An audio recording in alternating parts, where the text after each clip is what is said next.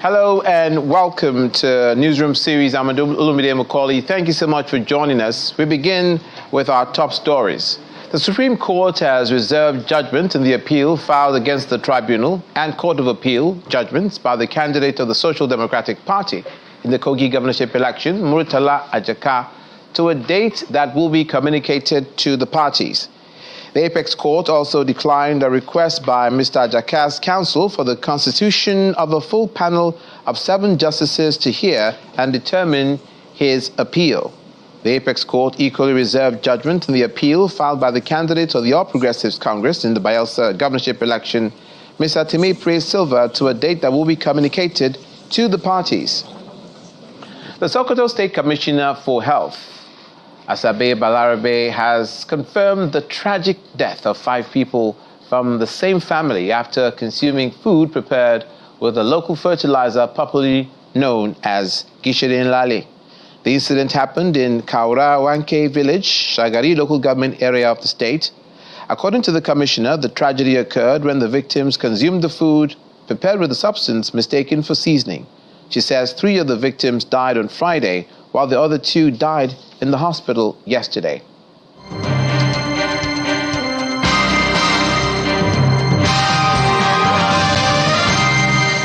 You're watching Newsroom series. Our focus today is the Southwest region. In Lagos State, the governor, Babajide Sanwo-Olu, has asked professionals in the built environment to adhere to the building code to prevent building collapse in the state. Governor Sanwo-Olu, who was speaking at the second stakeholder engagement organized by the State Building Control Agency, says professionals in the industry must work together to ensure safety of lives and property in the state. He also urges those in the sector to register under the Certified Accreditors Program, promote professionalism, and end quackery in the industry. Building collapse has become a recurring issue in Lagos State. Just last month, precisely July the 25th, at least 3 persons were confirmed dead following a collapsed building at Arowo Jobe Estate in Maryland, Lagos. As part of efforts to tackle the menace, the Lagos State Governor Babajide Sanwo-Olu joins the State Building Control Agency for its second stakeholders engagement at Balmoral Convention Center, Ikeja, to deliberate with professionals in the building sector on how to curb building collapse in the state. The Lagos State Building Control Agency has made significant strides in ensuring adhering to building standards and code, resulting in notable decline in building collapse that possibly outcome are testament to the effort. Nevertheless, we acknowledge that there is always room for improvement. During this engagement, we will introduce new measures by the state government designed to enhance the safety and resilience of the building for further generations. Governor Sanwo-Olu is not pleased with the wanton disregard of building guidelines, often causing collapse and loss of lives in the state. He says all professionals in the building environment must be registered for easy tracking of defaulters. It's critical that we enforce our building regulations to prevent illegal, unsafe, and properly constructed buildings that put Lagosians at great risk. Only qualified professionals, builders that have been certified, architects that have been certified, structural and civil engineers, mechanical and electrical engineers should be involved at all design and construction stage. The Special Advisor on Electronic Geographic Information System and other stakeholders asked residents to take advantage of the amnesty window provided by the state government to acquire their planning and building permit approval. Apart from Mr. Governor unveiling CAP and also reminding us about amnesty, you've asked me about amnesty before, where we have given you members of the public the opportunity to try and get approval for the building that they are already living in, that are standing without an approval. That program is going to end in 2 months. Mr. Governor has talked about that and also unveiled the Certified Accreditor Program. It's not a thing that the government can do alone.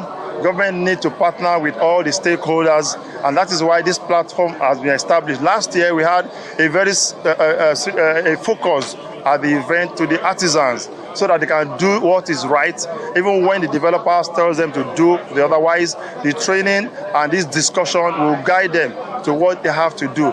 Property owners have been asked to ensure that they obtain all necessary approvals before construction, during, and after the completion stage of the building in order to prevent demolition. Meanwhile, the Lagos State Governor, Babajide Sanwo-Olu, says his administration will continue to ensure that the state witnesses an irreversible trajectory of developments in the housing sector and other spheres of life. He made the comments during the commissioning of some housing projects in Agboiketu Local Council Development Authority, which is being developed to align with the Sustainable Development Goals by providing affordable and quality housing to address the deficit in Lagos.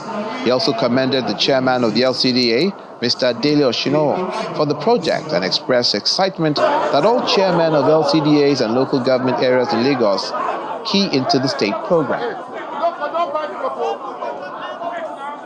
It's not the first time I'm attending a housing estate commissioning by Agboiketu. Our chairman here, Mayor Oshinowo, has shown clearly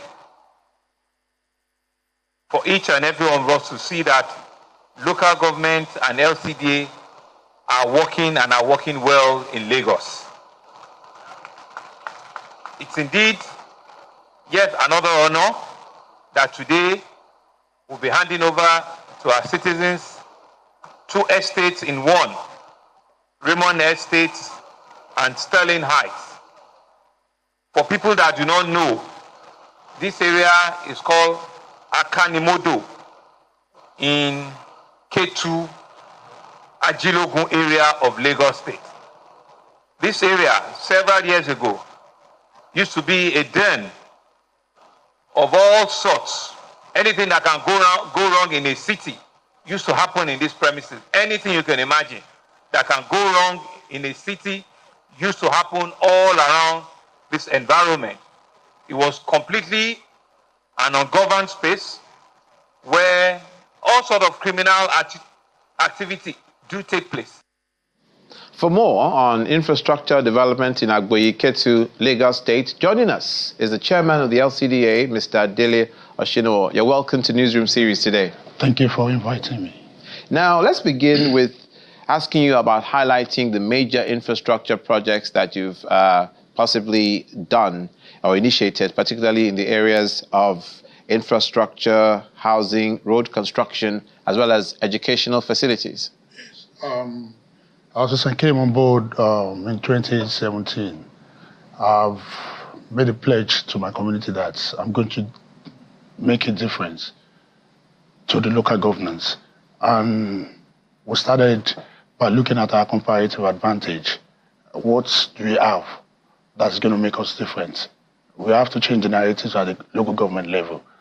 You know, it's not about us doing the traditional way of doing empowerment, sharing, blender, and all that. We must do something that is iconic, something, a legacy project that people will see, that they'll be able to point out that, yes, this is the way a local government should be run.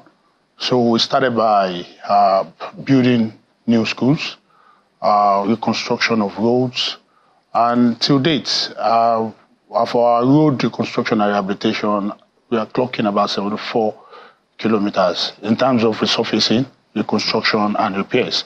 So we've been doing all that. So then we look at, okay, there's a place called Akanimodo, and it's known for crimes. And anything that is, you know, any crime you're looking for in Lagos, you're looking for someone who stole your car, that's the location you need to come. That's interesting. That's the location that you need to come to recover it. But my predecessor, Otumba Yetunde Arobeke, actually started the demolition of that location. Okay. So it's about 27 hectares, which is about 270 square meters of land. So we said, okay, fine. The first thing to do is to establish what we call Property and Investment Board. We brought in professionals from land administrators, estate valuers, engineers and all that. So we said, okay, let's start planning this. What do we need to do? And we came up with fine ideas, and we started looking for financiers, developers who can partner with us. And for us to make it even affordable, there's nothing like local housing anymore. So we're thinking affordable. So I met with the governor, I did my presentation with a business case, and the governor gave us his 100% support.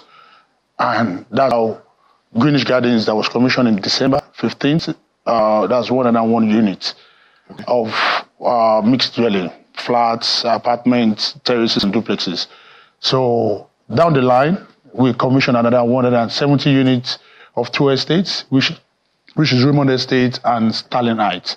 So we decided, like, okay, the land as a whole, when we came up with the total unit that we're planning to do was is 1,266 units. So sorry to jump in. How affordable is it? Okay. Are you targeting the middle class or the high-top-income earners? I mentioned something affordable. Yeah. So when we started, banks started approaching us for mortgage, like they want to be part of us. And I said, okay, how much a subscriber will pay back for 18 million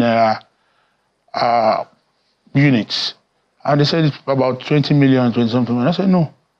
What can we do for people to afford this? Okay, the developer agreed that, okay, if you can get us this enabling environment, get us discounts from government, from the state and all that, we should be able to allow them to spread it for the period of the construction, the construction period, that we can spread the payment. And they started keying in.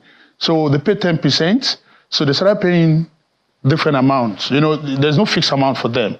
But what they said to them, make sure you complete your payment by the end of the construction period, which was 2 years. Okay. So now, what they started paying, I can tell you, when they started 16 million, from 16 to 18 million. As cost of construction goes up, they increase it bit by bit. So I can tell you the first one was 16 million for 2-bedroom apartments. And we achieved about 50% subscription. So by the time they raised it to 18 million, we achieved about 79 to 82%. So the rest was sold about 21 million naira, the remaining percentage. Yeah. So people were able to be part of it from the beginning. So we encouraged it. The council actually promoted it on all our social media and through whatever means we can use so that people can afford it. I can tell you, before the commissioning, we've had about 90% to 95% subscription and fully paid for. Indeed, because you have a growing population, especially in Agboiketu. Yes. Are these one of the ways you mitigate that? Yes, this is what we're doing. Because, you see, people believe that local government is just to repair road, do empowerment and all that. So we want to show them that Lagos State has been financially autonomous. That autonomy that the Supreme Court just granted has been there in Lagos for over 50 years. Lagos State, we have access to our fund. The governor doesn't get involved with the way we spend our money. So this has been there. So we have that freedom. It's now left for us to come up with, to think outside the box, to come up with something different, something that no one has done before. Are you saying this Supreme Court judgment is not impacting you as well with more funds? There's already more fund already. In Lagos? Yes, more fund, because since Ashwaju came on board, since the subsidy was removed, funding our allocation has actually increased. And you can see that, about that. So it has increased. So we're using it judiciously. We're constructing road. Local governments in Lagos State, presently all the 57 local government and LCDA, we are doing 114 roads across board simultaneously. And the funding is coming from there. This is the money that we've been setting aside to do projects. Apart from that, local government is constructing roads over 500 million, 600 million. So this is what we've been doing across the local government in Lagos State. Let me jump in here and bring our last question as we bring our conversation to a close. Now, with these funds, we know in Nigeria we have to be transparent in many ways, where different areas have histories of not being so transparent. What are you doing for accountability in the administration of funds in the local government council? There's a system in place whereby you have your auditor, you have your budget officer, you have the procurement officer, then you have tenders board. Okay. Most of the projects that we're bringing out, we do the adverts. There's a lot of advert out there that, okay, people can place, they can advertise, they can show interest in whatever we advertise, and it go through a bidding process that shows that through the tenders board, the procurement will look at it, the audit department will look at it. Then the most important part is to make sure that there's a fund, there's a budget for it, because you cannot do any project without having a budget line for it.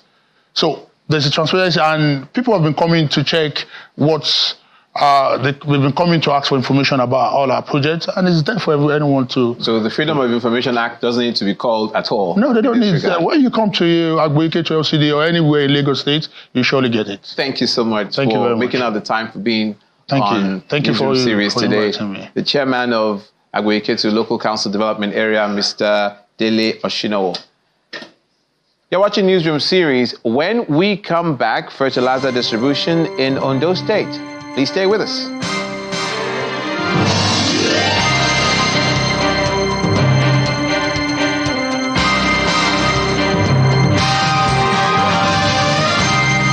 You're watching Newsroom series with our focus on the southwestern region of the country to Ogun State. The governor, Prince Dakwa Abiodun, has flagged off a 20-man ad hoc committee with the State Commissioner for Agriculture as the chairman to ensure transparent distribution of 24,000 bags of fertilizer donated by the federal government to select farmers across the state. At a ceremony in Abeokuta, the state capital, the governor charged the committee members to ensure high level of responsibility and transparency to bear on the distribution and ensure bountiful harvest and food security. The inauguration of this 20-man ad hoc committee and distribution of 24,000 bags of fertilizers donated by the federal government is attended by government officials and farmers' associations. The governor of Ogun State, Dakwa Abiodun, charges the committee on transparency in the distribution of the bags of fertilizers to be given to 10,000 youths who are the targets for the state's Back to Farm initiative. Together we are forging a partnership that recognizes agriculture and its importance in the development of our economy. The State Committee will oversee the transparent, capital, bold, and underline. Transparent. I hope you understand what transparent means. The transparent distribution of these fertilizers. You must ensure that distribution is equitable. The State Commissioner for Agriculture, Bolu Owotomo, who chairs the ad hoc committee, highlights some of the interventions provided by the state government to cassava, rice and maize farmers. Is the flag off of 24,000 bags of fertilizer donated to our farmers through the CBN intervention of the federal government of Nigeria.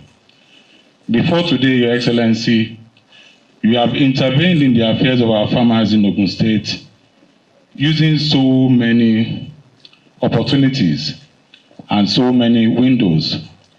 You have intervened in their affairs by giving 1,500 farmers, mostly drawn from our farm settlements, a 50% reduction in price of fertilizer, herbicides, maize seeds, and cassava stem. Some of the beneficiaries of the gesture commend the free fertilizer initiative. They also seek improved agriculture methods and better road networks. We are lacking equipment. We are lacking machineries. We don't have tractors. Tractors are not available to plow for us, to reach for us, to bring out our produce from the farm. Our roads are not good. So I want to employ the government to please come in. When they come when they come into our aid in these areas, at least this food scarcity and whatever we're talking will come down. A lot of our youth have run away from farming because of what is it. But now, for somebody like me, I'm proud to be called a farmer with what I've seen in the last 8 months thereabout. Governor Dakwa Abiodun leads the symbolic distribution of the free fertilizer to boost agriculture produce and ensure abundant harvests. A similar exercise is going on in Ondo State, where 18,000 bags of fertilizer are being distributed to farmers across the state. Flagging off the exercise in Akure, the state capital, Governor Lokiaye Datiwa notes that this is part of his administration's commitment to enhancing food security and boosting agriculture in the state. Top government officials in Ondo State, led by Governor Lucky Aiyedatiwa, farmers and other stakeholders gather at the State Agric Warehouse in Akure, the state capital. This marks the official takeoff of the distribution of bags and fertilizers to farmers in the 18 local government areas. The fertilizers consist of various types, totaling 18,000 bags. Delivering his address at the ceremony, Governor Aiyedatiwa thanks President Bola Tinubu for facilitating the supply of the fertilizers, which come at no cost to the beneficiaries. He warns that the fertilizers should be given to farmers only. We are absolutely committed to ensuring that our palliatives reach the target beneficiaries as usual.